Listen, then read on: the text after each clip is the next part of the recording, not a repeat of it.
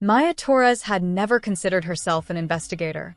She was a school librarian in Dayton, Ohio, with a love for crime novels and a fascination with unsolved mysteries. 3 years earlier, she had started Silent Streets, a small true crime podcast she recorded in her basement after work.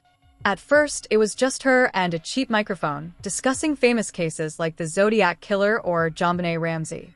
But over time, her audience grew, and listeners began sending her stories of lesser-known crimes, hometown murders, missing persons, and cold cases that had long been abandoned by the media.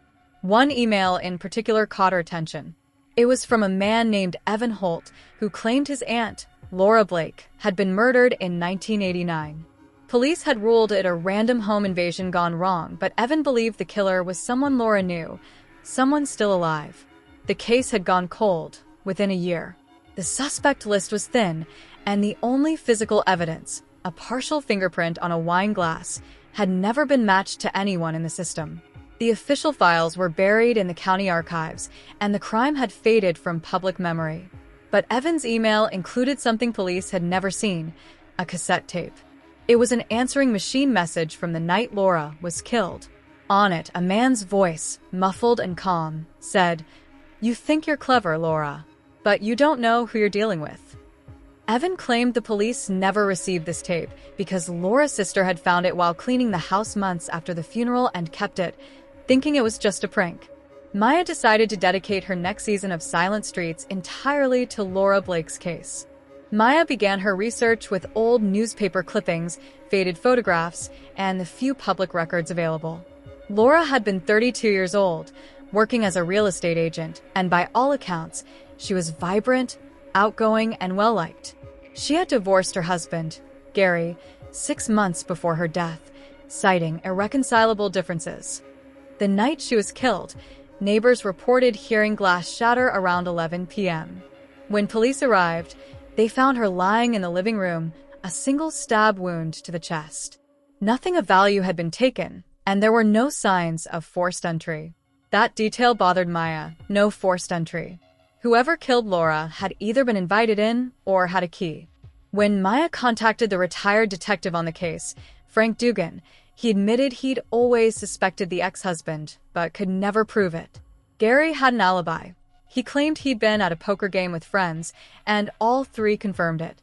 Still, Dugan confessed, "Something about that guy didn't sit right with me." In episode 3 of her podcast season, Maya played the cassette tape for her listeners.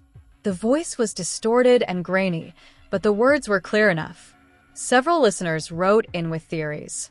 One, a retired audio engineer, offered to clean up the sound. When he sent back the enhanced file, the results made Maya's stomach tighten. The voice didn't just sound threatening, it sounded familiar. Maya played it over and over, trying to place it. She thought of Gary, but she had never heard him speak. A week later, Maya received an anonymous tip through her podcast's website. The message read, "If you want to know whose voice that is, look up Blake Realty 1988 TV ad. The answer is right there." She searched the local TV archives and found a grainy real estate commercial from 1988 featuring Laura and her business partner, Mark Ellison. When Mark spoke his line in the ad, Maya felt a chill. The cadence, the tone, the slight rasp. It matched the threatening voice almost perfectly. Mark had never been considered a suspect. He had told police he was out of town the night of the murder, showing properties to clients in another state. But Maya dug deeper and found that the clients he mentioned had never been contacted by investigators. Maya released an episode presenting her findings, the enhanced tape, the TV commercial comparison, and inconsistencies in Mark's alibi. The episode went viral, drawing in hundreds of thousands of new listeners. The attention forced the Dayton Police Department to reopen the investigation. Detectives re-interviewed Mark Ellison, now a retired businessman living in Florida.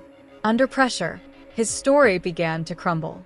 Forensic reanalysis of the partial fingerprint on the wine glass, using modern techniques unavailable in 1989, returned a match.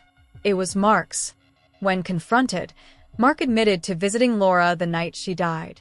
According to him, they had been having an affair for years, and she had threatened to tell his wife. They argued, Things got physical, and he claimed he accidentally stabbed her. The jury didn't buy the accidental part. Mark Ellison was convicted of second-degree murder more than 3 decades after the crime. The case made national headlines.